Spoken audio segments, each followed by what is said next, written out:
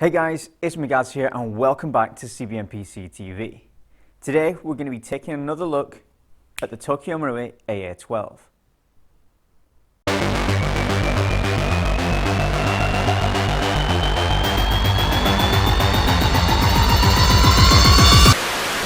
So if you're one of my older subscribers, you might have seen my old video almost a year ago to the day where I unboxed and gave my initial impressions on the Tokyo Marui AA12.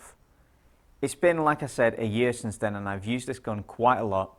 So I figured it's about time to touch base with you guys, give my more informed opinion on the shotgun and explain to you guys if it is the gun for you and if it is worth the £430 that I paid for it a year ago. So before we get any further into this, my initial idea was to buy this gun right when it was first released, when the hype was crazy for it, when everybody was talking about it, make a video, get all the views, get all the subscribers, then sell the shotgun and carry on with my life. Now, unfortunately, my shotgun, when I ordered it, it was delayed by 3 weeks. So everybody else had got their AA12s, everybody else had got their reviews out, and everybody else was living up on the hype train. And I was way back in the caboose at the back like, oh man, nobody's looking at my video because nobody cared back then. So when I came to actually try and sell this, there were 6 or 7 of them already up there, people who had the same idea as me, and nobody wanted to buy this. So I ended up keeping hold of it. Now, if you haven't seen that original video, you can check it out by clicking the links at the end of the video or check out the cards that are around somewhere right now, and you can link straight to that video, take a look, and then come back here. So the AA12 is horrendously long. It is actually longer than my ICS M4, which is by no means a short rifle. It's heavy, it's cumbersome, it's big, square, it has no rails anywhere on it as standard to mount any kind of optics, lights, flashlights, cameras, or anything. These are the worst sling mounts ever. The sights are terrible. The magazines, it's an Akron to Norai brick with a rail on the back that holds BBs. Everything about this gun is incredibly wrong. Now, hearing that, you're thinking, oh my God, Migadz doesn't like the AA12. Well, you're not right. Not completely right anyway. I absolutely love this gun. It is fantastic. But it has its flaws like any AEG. When I first tried this out, I was running it on the recommended battery, which is an 8.4 volt nickel metal hydride battery.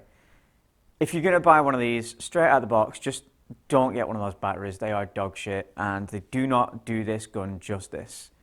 So inside, it's got some MOSFET witchcraft, and Marui say that if you use anything above 8.4 volts, it will lock up the gun.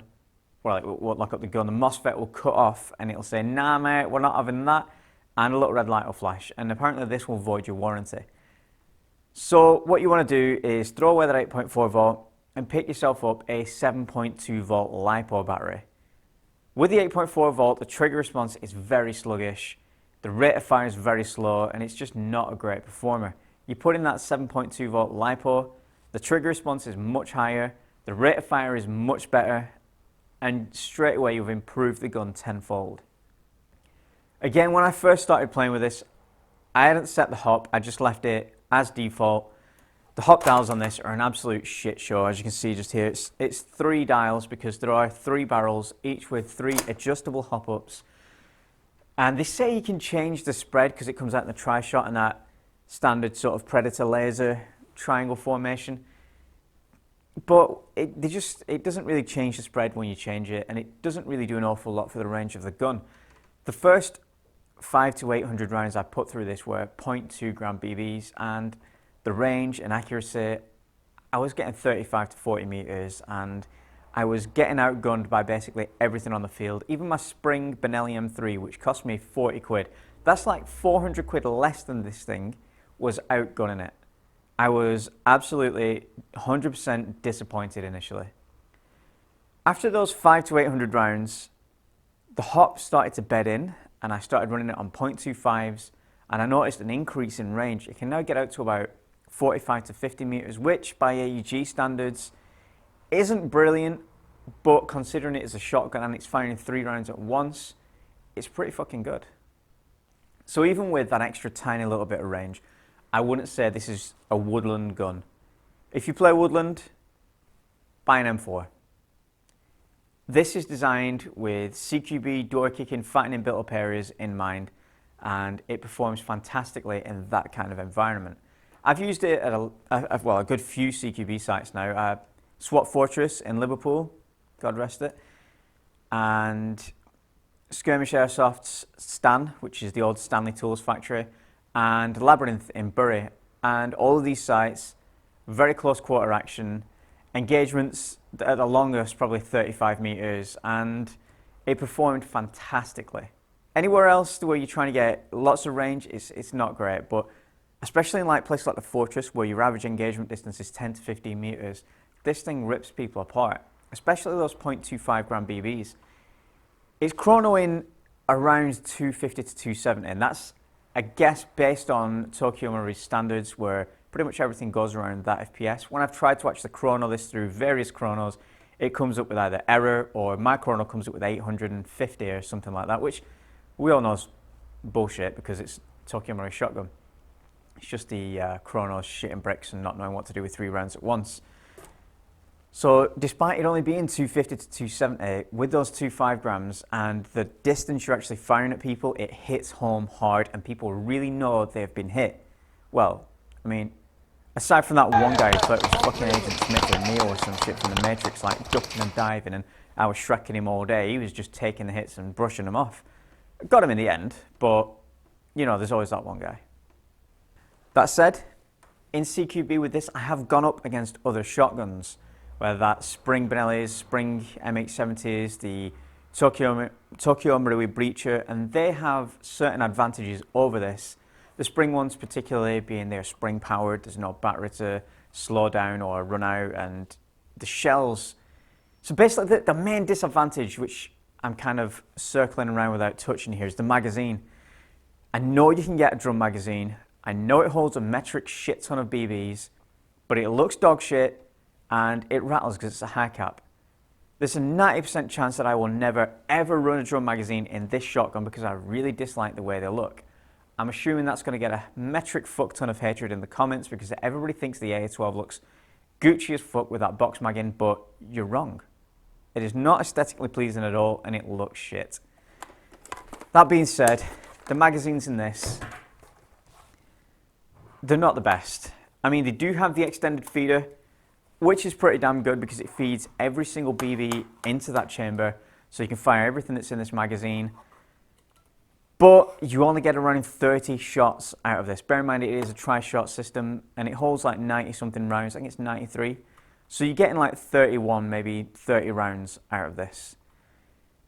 So you're gonna have to get a whole load of these magazines, and they're like rocking horse shit or hen's teeth. Hard to get hold of. When I pre-ordered this, I wanted to pre-order 2 or 3 magazines for the tests. But by the time I clicked through the pre-order thing, all the magazines are gone. So I just have the one that it comes with. So when I'm playing, particularly at places like Labyrinth, which is generally fast-paced, team deathmatch, domination sort of games, it's like playing Unreal Tournament. You run out there, I shrek 4 guys, I get shot. I've put down 12 or 15 rounds, so I'm walking back to the safe zone, just getting that mid-cap wanker's cramp in my thumb from the speed loader. I respawn, come straight back out and do the same again. It's not that big a deal, but if you're going into a longer engagement, you are going to want to get 4 or 5 of these magazines. Now, the only downside of them, again, is the absolute sheer size of them. Like I said earlier, it is like an Accrington Nori brick with a rail on it. They're absolutely massive, especially like compared to an M4 magazine or something a similar size. They're about 7.62, 308 size in width, but the depth of them and the size of them, you're going to have to think carefully about the pouches that you use to carry these magazines. Maybe build just a lightweight sort of chest rig that holds 4 or 5 of these, which I'm kind of thinking of doing, just a throw of a sort of bandolier with 4 or 5 of these in for when I'm running it, because they are absolutely massive, obnoxious, and really awkward to carry. So anyway, that circling around the point I was trying to make, if you've only got 1 magazine, you've got 30 shots and then you've got a speed reload. So if you're going up against other shotguns, they've got the advantage with being able to change the shell so quick. And I don't know anybody who runs a spring or a gas shotgun who doesn't have at least 5 of those shells. I've got about, I think, 15 of them with my shotguns. So you can just throw another one in there. And once you've got used to just getting that shell out and throwing another one in, you're just straight back on the ball straight away. So that's kind of a bit of an advantage over this, but if you have more magazines, again, you've got the advantage. Just because of the fact it's semi and full automatic, and it's still putting down 3 rounds per trigger pull. So on full automatic, you can empty that magazine in 2 seconds maybe. That's 30 rounds in like 2 seconds. That's ridiculous. And it's not just 30 rounds though, that's 3 every shot. So it's a lot of fire. So that's completely eating the spring and gas shotguns alive. Bear this in mind though, that pretty much every CQB site I play at has the semi-automatic indoors only. So even though this does have that full automatic function, it's completely out the question indoors, so you're stuck to semi-automatic only. That being said, on semi-automatic, you can still put down 5 or 6 trigger pulls in the time it takes specifically a spring pump gun, to do 2 or 3. The gas ones, you can obviously put it onto 6 and just empty your shell super quick. But I still think there's swings and roundabouts with the shotguns here, and I think this generally is going to have the advantage on all fields. So since I have played this in CQB, the results I've had from it have been overwhelmingly positive. Like I said, literally everybody that I've shot with this, except that one guy, has gone, "Whoa, fuck me, what was that? Yeah, cheers mate," and walked off. And a lot of the time they come up to you in the safe zone afterwards and are like, "Look at this here, that's where you got me." And man, that is like a bag of bricks. Everybody's dead excited about it. Everybody wants to come and talk about it afterwards, and everybody wants to have a hold of it, put some rounds down range. It's a really good talking point gun, and it has, when you're on the field, it has that psychological factor that maybe a bolt action rifle has in woodlands. Like, you know, when somebody's got a sniper rifle in the woods, you're like, fuck, there's somebody out there with a bolt action rifle, he can outrange us. Well, when you're in CQB, this thing, people are like, we don't want to go around there, man. That dickhead's there with that AA12, he's going to Shrek us. And to be fair, I probably will, because I run this AA12 every CQB game I go to, and I shoot a lot of people with it. It's great. So talking about how good it is can only go so far. Let's take this over to the range, and we'll see what it does on the 35-meter target and see how quickly it eats that alive. Let's go.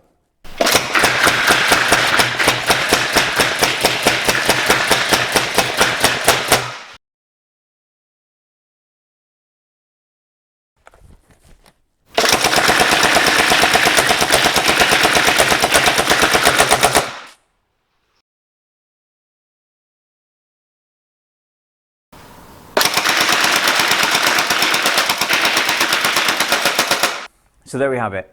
That was 35 meters, well 30 to 35 meters, A4 size target with 0.25 gram BBs on semi and then automatic. You saw how much it ripped that target apart. This is an absolute CQB demon, and I really, really enjoy using it. But enjoying using a gun and the practicality of it are 2 different things. This gun is big, heavy, wide, and cumbersome, and there's no way to mount anything onto it. One of the biggest factors I have is actually getting this gun to a sight, because I don't have any rifle bags that are like 30 odd centimeters wide, because from when the magazine's out, from there to there is 30, I think it's like 32 centimeters, which makes it really, really difficult to get it into a rifle bag. So what I've been doing is just using my massive like kit bag, stuffing it in the bottom of there, and then putting my gear on top of it, which is not ideal, but you know, you gotta do what you gotta do to get it to a sight. The other things that really bug me are like the iron sights, which are absolutely terrible. They're the most basic sights ever, but it is a shotgun, so you deal with what you're given. These sling rings are absolute dog shit. I mean, look at them right up here. They rattle so much. I used a sling the first time I took it out, and half the time, like, you get it up and then you can't see through the sights because the sling's up here, and this goes up here and you can't see because the sling. They're just awkward, and they're in a poorly thought out place. So let's take a look at the shotgun for what it is, and we'll go over a few things that I'd change and a few features that I think it lacks and should have. The first thing I'd change is definitely down here. I'll just put this magazine back in, but this rail just here, which actually guides and holds the magazine into place, I think it's longer than it needs to be. You could definitely cut this down to at least half, get rid of this sort of handguard situation down here, which would reduce the height of the gun significantly. Also, if you get rid of these nasty, horrible rear sights and front sight, ditch them completely, as well as the charging handle. Maybe just put a little charging handle actually on the bolt cover there, so you can actually still access that hop up. That gives you enough space then to put a monolithic rail from the barrel all the way up to the cheek rest just here. So then you can attach any kind of optic. I'd probably put a Neotech or a T1 style hot dot on there, and then my camera's up front, and that'd be ideal. Again, getting rid of these takes off a good 2 or 3 inches of height, so that reduces the size of the gun, which means it's easier to carry about. Another thing that I think is poorly thought out is that there's no rail, nowhere to mount a foregrip or a light or anything to the bottom. Now I think just adding a big rail under here would be ideal, and it's something that I'm probably going to do in the future, just so I can put a vertical foregrip under there, big IRAP flashlight under there, and then you're good to go for CQB. It might also be beneficial to have some rails on the side for whatever you choose to mount on there.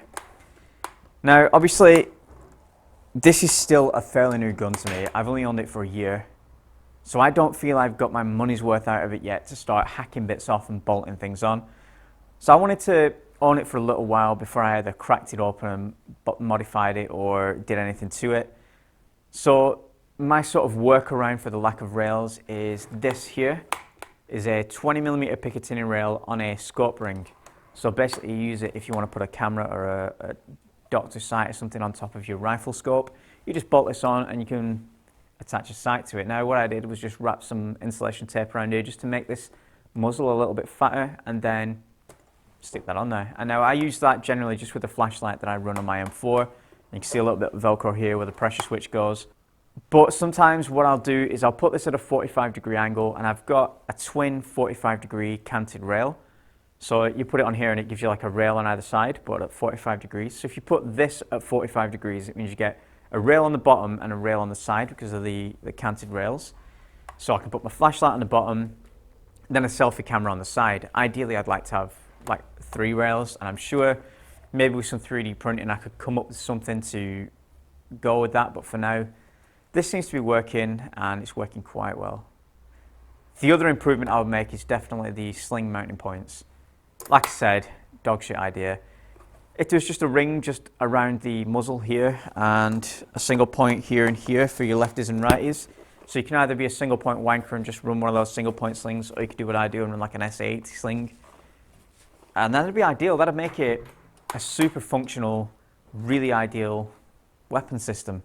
Hopefully sometime in the future, Tokyo Marui will start to release some accessories to this to turn it into a more modular platform, like the rail for the bottom, maybe rails for the sides, some kind of sight mount. I know there are some 3D printed and some CNC machined sight mounts you can get already, but some of them require you to actually modify the gun, which is something I don't want to do at this point, so I'm completely skipping over them. Now, with all that being said, what are my final thoughts on this gun?